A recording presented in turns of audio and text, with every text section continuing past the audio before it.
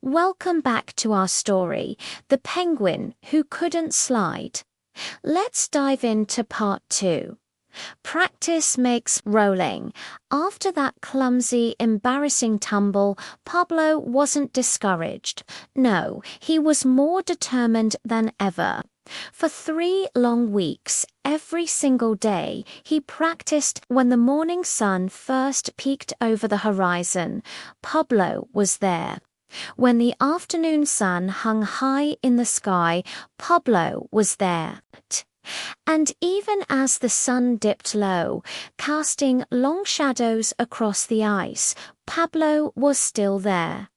He practiced and practiced. He tried to be a perfect student. He watched Marina, the most graceful slider in the colony, and copied her perfect, sleek form. He listened intently to every single word of advice from Captain Waddle, the wise leader of their sliding drills. He even waddled his way to his grandmother's igloo, hoping for some ancient penguin wisdom. Grandmother Pebble just smiled warmly at him, her eyes crinkling. "Oh, Pablo," she said, her voice soft like fresh snow. "In my day, we didn't worry so much about doing things the right way. We just did what worked for us." But Pablo wasn't convinced. He wanted to slide like a real emperor penguin, just like everyone else. He wanted that smooth, effortless glide across the ice. And yet, every single time he tried, the result was the same. He didn't slide. He rolled and rolled and rolled. It was a disaster. Sometimes he would roll sideways, like a furry log. Sometimes he'd roll backward, catching everyone by surprise. And sometimes he'd roll so fast, with so little control, that he would knock over his friends Flip, Flap, and Marina, sending them tumbling like a set of bowling pins. Strike. One particularly frustrating afternoon, Captain Waddle let out a long, deep sigh. He looked at Pablo, his expression a mix of pity and resignation.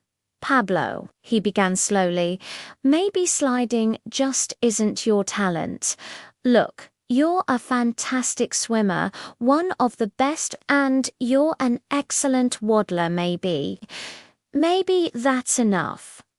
Those words hit Pablo harder than the coldest Antarctic wind. Enough. He didn't want to be just enough. He wanted to be a slider. With his heart feeling as heavy as a solid block of ice, Pablo waddled away from the group, leaving a trail of quiet, sad footprints in the snow. That evening, Pablo found a secluded spot on a high icy cliff, far away from everyone else. He sat alone, watching the sky, and what a sky it was. Shimmering, ethereal green lights, the aurora australis, rippled and danced across the dark canvas above him. It was beautiful, but Pablo's heart was too heavy to appreciate it. A moment later, a familiar figure joined him. It was Elder Frost, the oldest penguin in the colony, his ancient scar glowing faintly in the green light of the auroras. He sat down beside Pablo, the silence between them comfortable. "They're beautiful, aren't they?" Elder Frost said, his voice a low rumble. "I guess," Pablo whispered, not taking his eyes off his own feet. Elder Frost didn't push.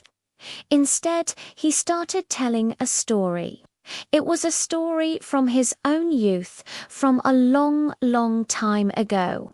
He spoke of his own weakness, something he was once deeply ashamed of. Back then, he couldn't dive as deep as the other penguins to catch fish. He felt clumsy, inadequate, and different.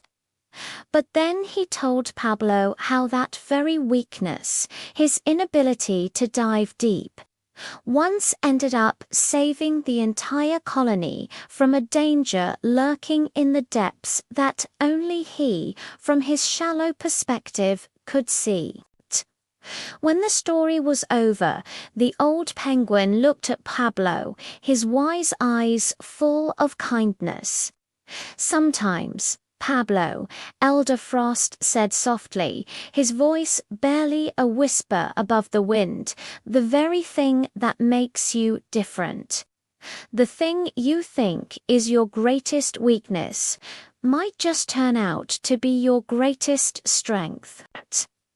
Pablo blinked, finally looking up from his feet and into the dancing lights in the sky. He thought about Elder Frost's words, about his story, about his own rolling. Could it be true? Could his strange, clumsy rolling ever be a strength? He looked up at the vast, shimmering sky, and for the first time all day, a tiny spark of wonder flickered in his heavy heart. He wondered, could that ever be true, even for him? And that's where we'll leave Pablo for now. What do you think will happen next? Make sure you resubscribed so you don't miss part 3 of Pablo's incredible journey. Thanks for watching, and we'll see you in the next story.